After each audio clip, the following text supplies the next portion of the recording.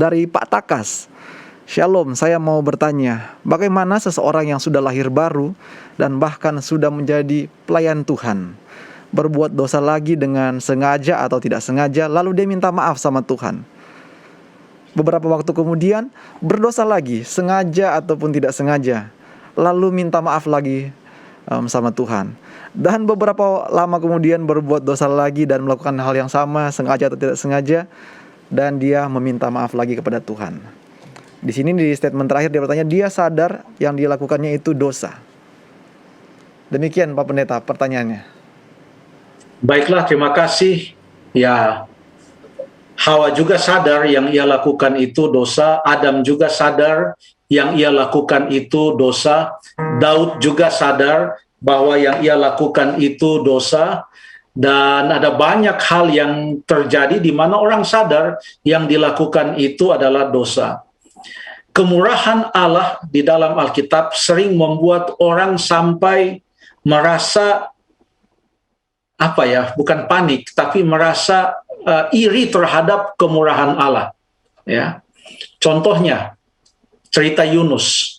Allah bermurah hati, tetapi Yunus yang marah. Perumpamaan yang tadi sudah pernah kita bahas juga.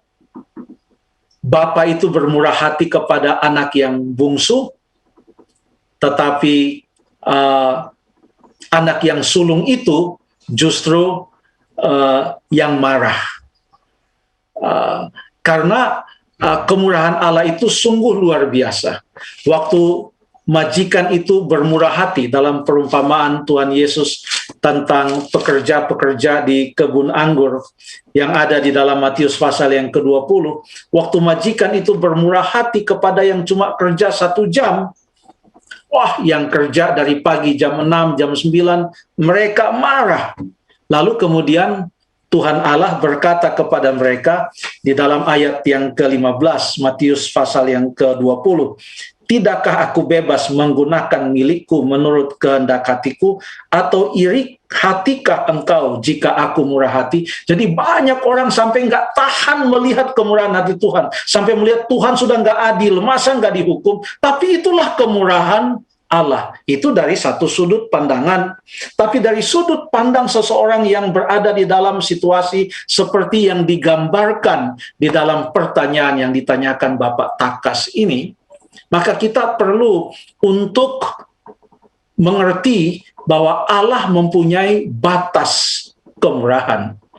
Karena ia pernah katakan, Yesus pernah katakan, saya pernah baca ayat ini kalau tidak salah, di dalam Wahyu pasal yang ke-2 ayat yang ke-21, dan aku telah memberikan dia waktu untuk bertobat, tetapi ia tidak mau bertobat. Jadi Tuhan memberikan waktu untuk bertobat, tapi Isabel yang disebutkan dalam Wahyu 2:21 tidak mau bertobat. Nah, kita tidak tahu sampai di mana batas kemurahan Tuhan. Kita tidak bisa bermain-main dengan kemurahan Tuhan. Mengapa? Karena Allah mengetahui hati kita. Ia mengetahui akan hati kita. Roma pasal yang kedua ayat yang keempat. Roma pasal yang kedua ayat yang keempat berkata, maukah engkau menganggap sepi kekayaan kemurahannya, kesabarannya dan kelapangan hatinya? Tidakkah engkau tahu bahwa maksud kemurahan Allah ialah menuntun engkau kepada pertobatan? Ingat, kalau Allah murah hati, itu bukanlah surat izin bagi kita untuk punya kesempatan mau buat dosa berapa kali dan terserah kita mau buat apa, pasti dia mengampuni. Bukan itu konsepnya. Kalau itu konsep kita, berarti kita tidak mengasihi Allah dengan sepenuhnya. Ayat ini mengatakan, maksud kemurahan Allah ialah menuntun engkau kepada pertobatan.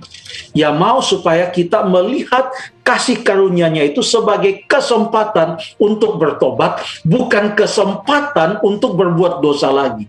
Itu yang perlu kita pikirkan. Terima kasih.